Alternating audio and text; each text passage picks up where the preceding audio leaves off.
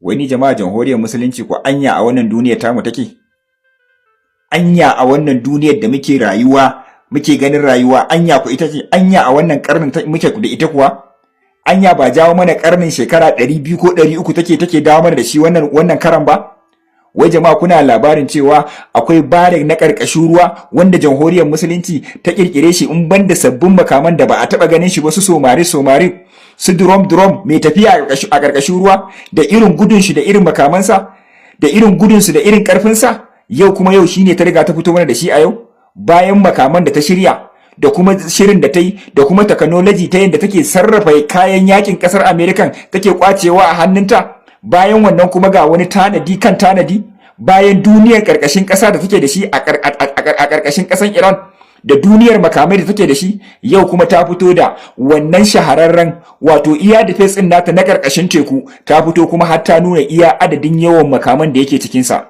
Inna lillahi wa inna ilaihi raji'un. Na rantsa da girman Allah, duk wanda ya tsaya wa Allah kuma dole ne sai ya ga canji a rayuwarsa. Wallahi jamhuriyar musulunci ba tafiya take da mu ta wannan karnin ba, dauko wani karni take tana jawo da shi wanda babu yanda aka iya ita. Wallahi dole a yi mata mabaya'a. Jama'a, bayan somari da jamhuriyar musulunci ta kirkira na karkashin ruwa wanda su da kansu sun tabbatar da cewa fa ba wai maganar nukiliya ma yanzu ake maganar nata ba fa, nukiliyoyi wanda yake cikin wannan somari din nata na jirgi na karkashin ruwa na wannan tekun nata, wanda an hasko su babu iyaka, ga kuma sabbin jirage masu tafiya a ƙasar ruwa, in sun ga dama kuma su yi tafiya a saman ruwa, wato drone na saman ruwa, shi a cikin ruwa ke amfani da shi, zai iya tafiya a saman ruwa, zai iya tafiya a ƙasar ruwa, kuma zai iya tafiya a sama dishi kadai, zai iya tafiya a sama dishi kadai. Ga sabbin makaman da ba su taba ganin irin su ba, ga kuma yanda ruwan gabaki daya wato iya barak din nan yake gano duk abin da yake cikin wannan tekun, ko da kifayen da suke cikin wannan tekun ne wa'annan ma'aikata na cikin barak din sun san da wannan ruwan, ko da kowane irin adadin kifi ne. Kuma idan abu ya tunkaro suna kallon su, kai sun ga dama. Wallahi jamhuriyar musulunci da ba ta yi ma amfani ta kwace technology jiragen American ba, iya wannan barak din kadai wallahi ya isa a cikin minti 6, kai a cikin sakon 6, kai a cikin minti 5, wallahi ya isa ta lalata jiragen kasar American gabaki daya. Muna shi yasa muke gaya muku kullun canja musu tunani take yi, kuma haka za ta tafiya, kullun tana canja musu tunani ne. Jama'a, barak ne aka samu iya defense na kere-keren makamai, shi a ƙasar ruwa yake, da ma'aikatan daban, da jiragen da suke cikinsa daban, komai na cikin wannan barak din wallahi ba irin na sauran duniya bane.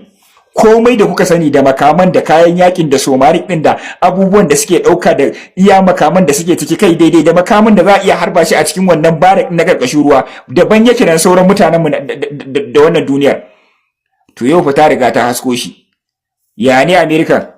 Ya ne munafikan kasashen musulmai? Ya kuke? Ya ne Turai ko American? Ya ne kasar mamaya? Ina jamhuriyar musulunci ta yi wannan karfin? Kuna ina take amfani da wannan technology? Kuna ina bacci kuke yi ne? To na rantse da Allah ne, sai dai ku haƙura kawai ku risina, in ko ba haka ba duk lokacin ku ne riga ya zo, wallahi sai an shafe ku.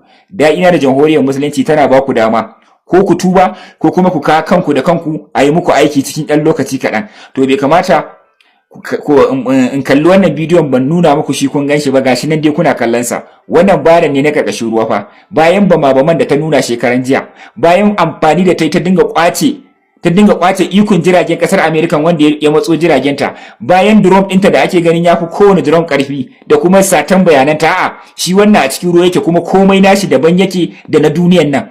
Komai nashi daban yace, idan nace na duniyan nan wato makaman